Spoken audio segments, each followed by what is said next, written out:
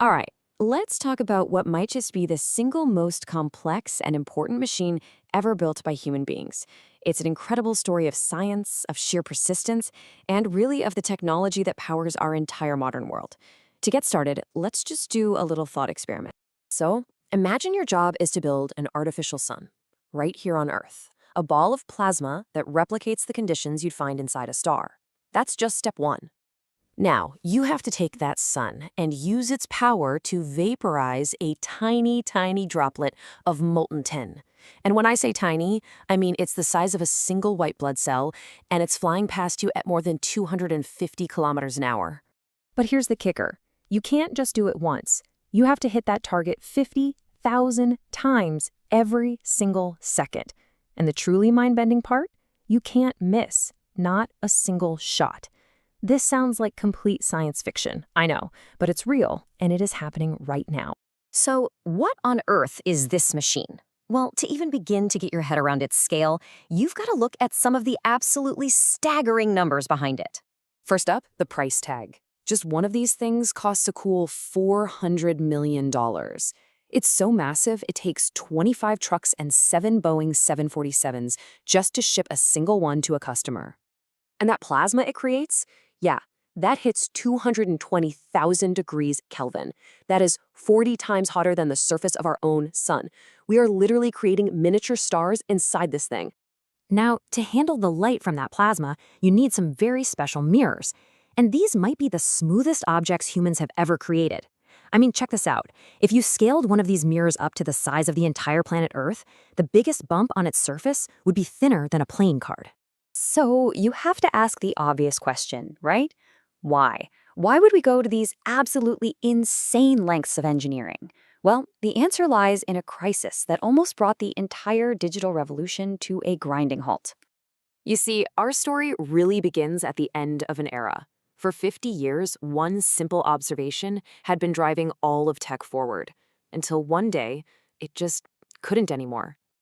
And that observation was Moore's Law. You've probably heard of it. It was coined by Intel's co-founder Gordon Moore, and it basically said that the number of transistors we could cram onto a chip would double about every 2 years.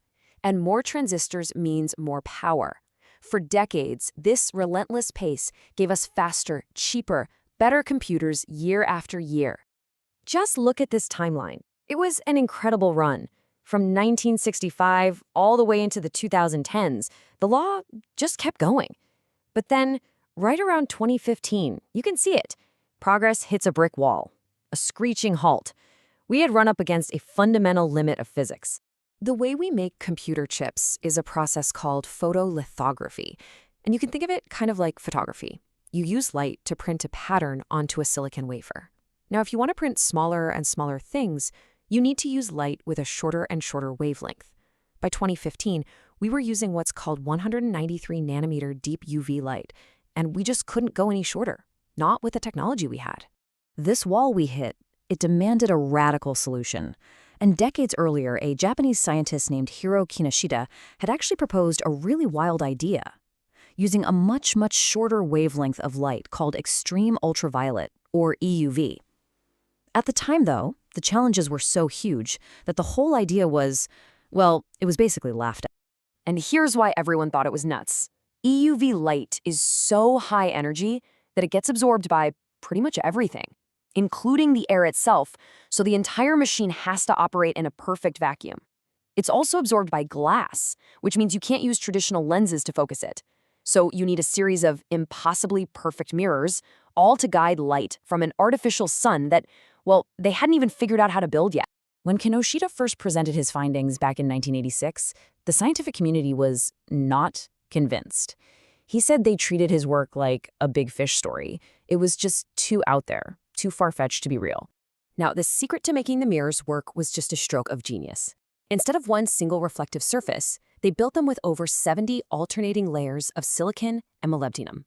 Now, each individual layer reflects less than 1% of the light. But, and here's the clever part, they're tuned so precisely that all those tiny little reflections add up perfectly, amplifying each other to reflect about 70% of the EUV light. Just brilliant. And this skepticism, it wasn't just in Japan.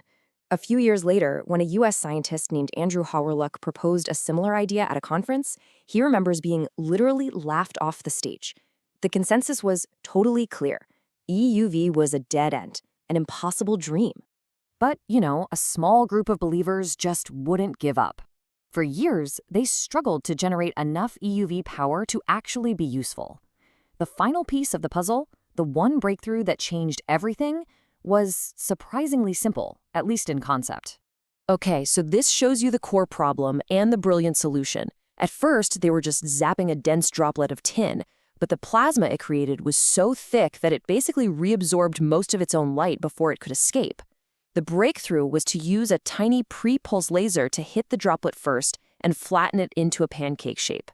This gave it a much larger surface area, which let a second, way more powerful laser vaporize it much more efficiently. Suddenly, way more light could escape. This pancake idea was the key that unlocked everything. In 2015, after almost 3 decades of work, the team finally hit 200 watts of power.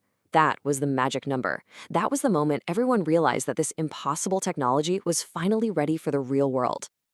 So after all that struggle, all those years of people saying it couldn't be done, what was the result?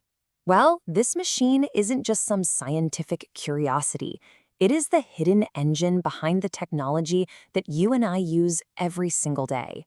The level of precision these machines operate with it's just almost beyond comprehension. When they're printing the hundreds of layers that make up a modern chip, the maximum error they're allowed between any two of those layers is just 1 nanometer. That's the width of about 5 silicon atoms. 5. Think about that. The device you are watching this on right now, your phone, your computer, it almost certainly contains chips that were made by one of these machines. They are the reason Moore's law didn't die. They enabled the entire last decade of technological progress. It really brings to mind this great quote from George Bernard Shaw. The scientists who built this machine were told their ideas were impossible. A fish story. Just stupid. They were, by definition, unreasonable. And their persistence is the reason our digital world looks the way it does today. It really makes you wonder, doesn't it? What other impossible ideas are out there right now, just waiting for an unreasonable person to come along and make them real?